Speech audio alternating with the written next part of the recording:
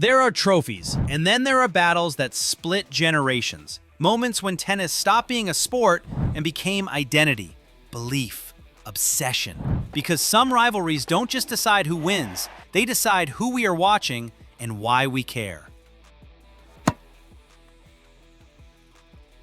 Tennis history is not written by champions alone. It is written by who stands across the net from them. Rivalries are the pressure chambers of greatness. They force evolution. They expose fear. They demand reinvention. Without rivals, legends plateau. With them, they transform.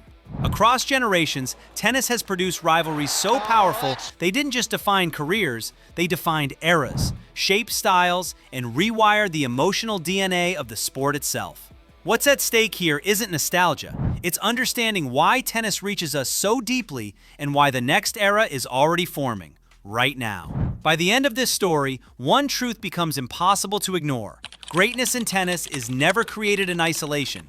It is forged in opposition. Center court, Arthur Ashe Stadium, Rod Laver Arena. Different decades, different surfaces, same question every time. Who bends and who breaks? Federer versus Nadal, art versus endurance, beauty versus brutality, grace versus grit. This rivalry didn't just divide fans, it divided philosophies of tennis itself. One played with elegance, economy, effortless flow. The other played with raw force, relentless spin, physical defiance. At first, this rivalry wasn't loud, it was seismic. The 2007 Wimbledon final was the ignition. 5 sets, 2 tiebreaks, nearly 5 hours of tension. Federer survived 7-6 in the 5th, claiming his 5th straight Wimbledon, but something had shifted. In 2008, center court became sacred ground. 4 hours and 48 minutes, rain delays, fading light, a 5th set at 7 games all. Federer chasing a 6th straight title, Nadal refusing to yield. At 9:15 p.m., Nadal broke. 9-7 in the 5th. Federer's reign ended. Tennis changed forever. Then came Melbourne, 2009. 4 hours and 23 minutes of emotional warfare. 5 sets, momentum swinging all night.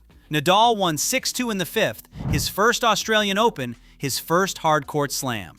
Federer wept on the podium.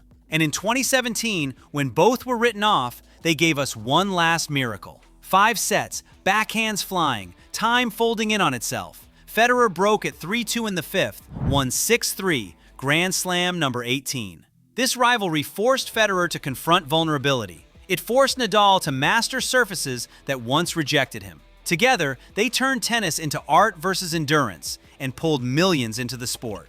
This wasn't just competition, it was contrast, and it redefined what greatness could look like. Serena versus Venus, power, love, and history. Sisters, legends, pressure.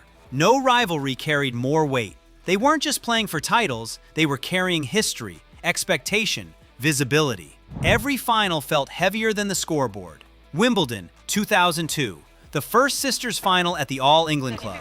A tight tiebreak, then Serena pulled away. 7-6, 6-3. Her first Wimbledon title.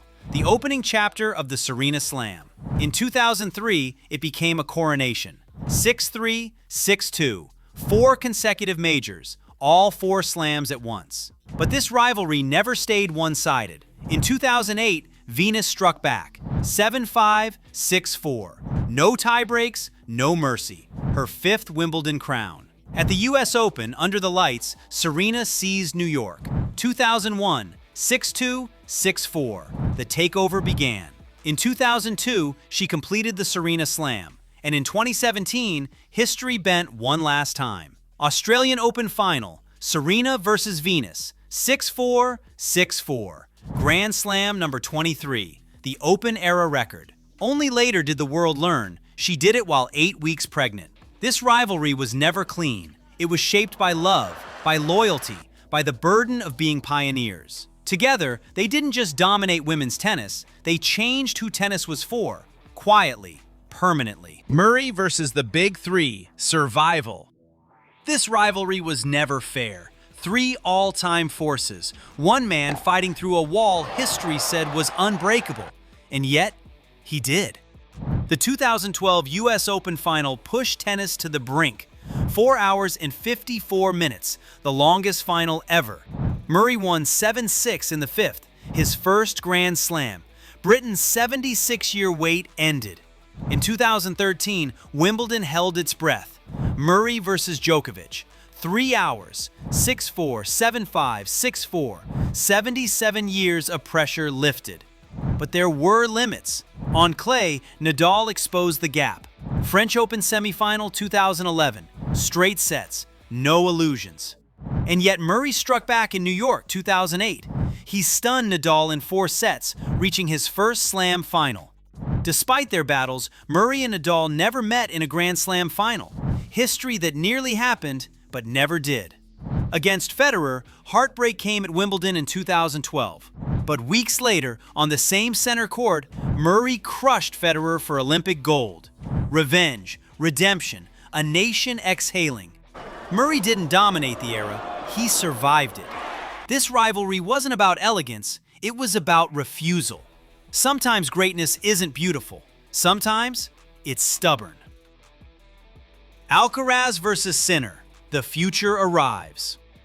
Every generation asks when the torch will pass. The answer often whispers until suddenly it doesn't. US Open 2022, quarterfinal, 5 hours and 15 minutes, the latest finish in tournament history. Alcaraz saved match points, won at 2:50 a.m. The rivalry had arrived. At Wimbledon 2022, Sinner answered back. 4 sets, fearless tennis, a statement win. In 2023, center court watched chess at full speed. 5 hours, tie breaks, nerves stretched thin. Alcaraz survived.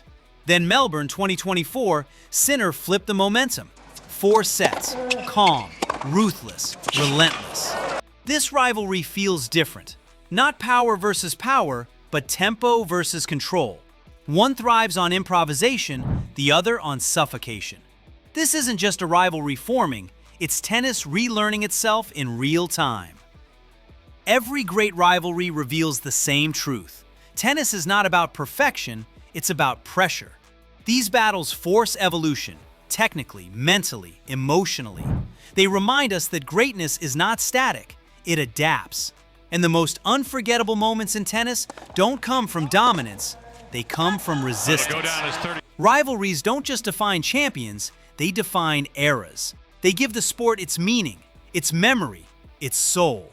And somewhere right now, a rivalry is forming that will define the next generation. The match ends, the story doesn't. If you want the moments behind the moments, the tension behind the trophies, click into the next Game Set Match documentary, where tennis becomes cinema.